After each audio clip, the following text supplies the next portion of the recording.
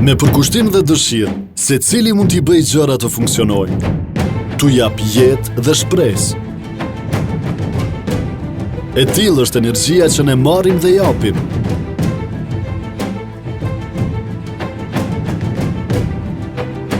Nga njëherë më vihet t'i bie maleve rreth e përçar, të preki çdo shtyllë elektrike dhe të shoh se sa e bukur është lidhja që krijon energjia.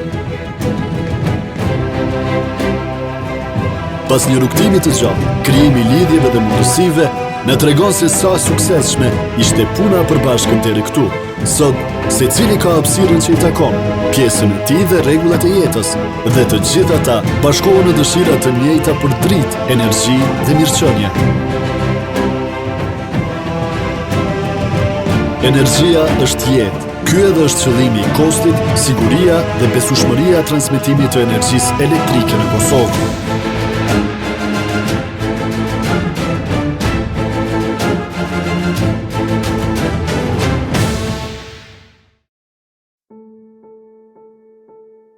Kosova është shteti më i ri në Evropë, me një ekonomi e cila është në rritje. Zhvillimi i sektorit të energjisë përbën një nga shtyllat kyçe në mbështetje të progresit ekonomik dhe mirëqenies sociale të shtetit tonë të ri.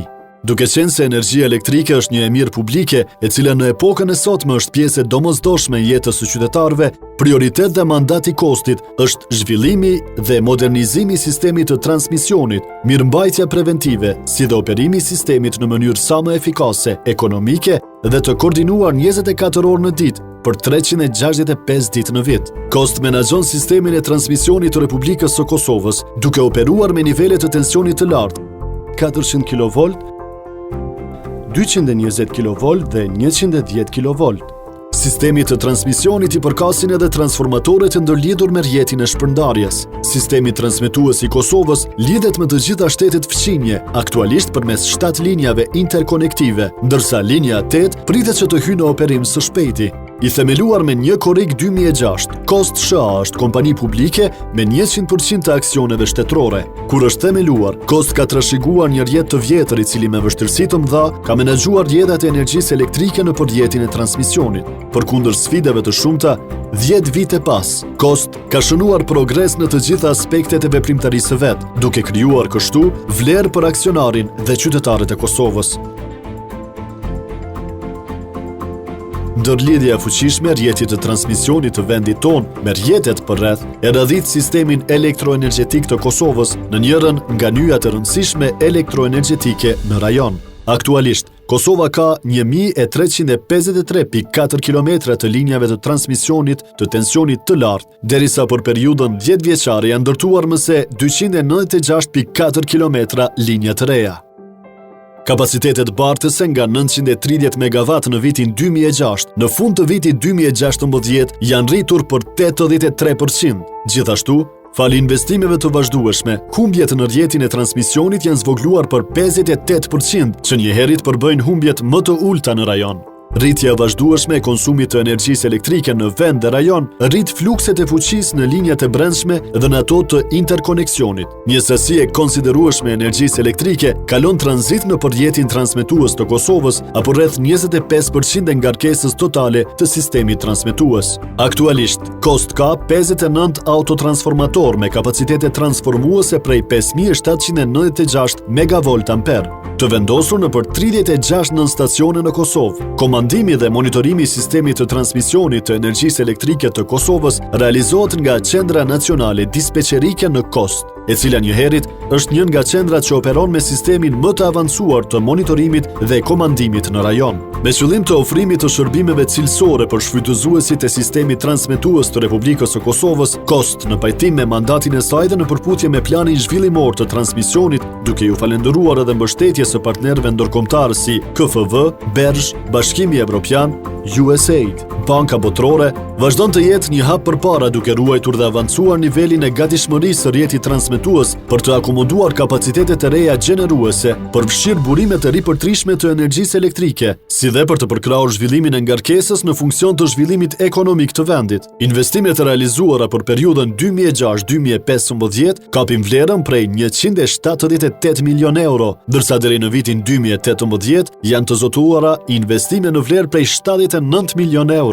Cost vazhdon që në mënyrë proaktive të punojë si në mirëmbajtjen preventive, ngritjen e kapaciteteve të transmisionit, ashtu edhe në zhvillimin e tregut të energjisë elektrike të Kosovës, duke kontribuar kështu në krijimin e kushteve për sigurinë e furnizimit me energji elektrike dhe ngritjen e besueshmërisë së sistemit të transmisionit. Në kuadër të zhvillimit të mëtejshëm të tregut të energjisë elektrike, Kosova dhe Shqipëria po punojnë intensivisht për themelimin e tregut të përbashkët energjetik dhe të dy qeverit janë të zotuara të bashkëpunojnë në krijimin dhe operimin e bursës shqiptare të energjisë. Këto zhvillime vlerësohen të kenë përfitime të shumta për sigurinë e furnizimit me energji elektrike dhe gjithashtu shënojnë hap përpara drejt integrimit në tregun rajonal të Evropës juglindore. Në këtë periudhë 10 vjeçare të operimit, Cost ka përmbyllur me sukses procese të rëndësishme për të ardhmen e kompanisë dhe sektorit të energjisë në përgjithësi në Kosovë. Së fundi, janë shënuar 2 momente historike për kompaninë. Pas 28 vitësh që kur u ndërtua linja e parë interkonektive me Shqipërinë, u finalizua dhe linja 400 kV me Shqipërinë, dhe tani më, sistemi transmetues i Kosovës do të jetë i lidhur me nivelin 400 kV me të gjitha shtetet fqinje, gjë e cila forcon edhe më shumë pozitën e sistemit elektroenergjetik të Kosovës në rajon si një nyje e rëndësishme e cila mundëson tranzitin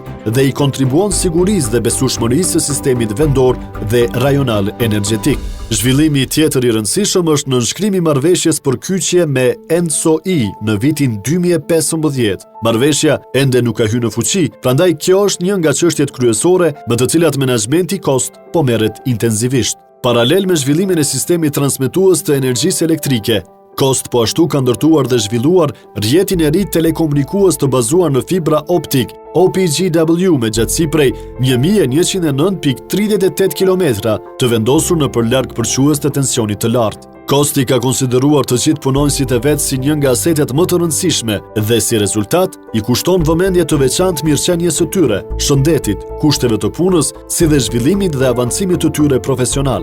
Në vitin 2010, Cost ishte kompania e parë publike e cila u certifikua me standardin për menaxhimin e cilësisë ISO 9001-2008, ndërsa aktualisht po punon intensivisht në zhvillimin e sistemit të integruar të menaxhimit, duke përfshirë edhe standardin ndërkombëtar të sigurisë në punë OSAS 18001, si dhe standardin për mbrojtjen e mjedisit ISO 14001. Për më tepër, Cost SHA në mënyrë të vazhdueshme është e përkushtuar në implementimin e parimeve të përgjegjësisë shoqërore të korporatave, duke operuar në mënyrë të përgjegjshme dhe etike dhe në anën tjetër duke përkrahur komunitetin, bën përpjekje për të ndikuar në zhvillim të qëndrueshëm. Cost mbetet i përkushtuar në ruajtjen dhe krijimin e vlerave të reja në sistemin elektroenergjetik dhe nga ky pozicion të jap kontributi në rritjen ekonomike dhe mirëqenien shoqërore të Kosovës.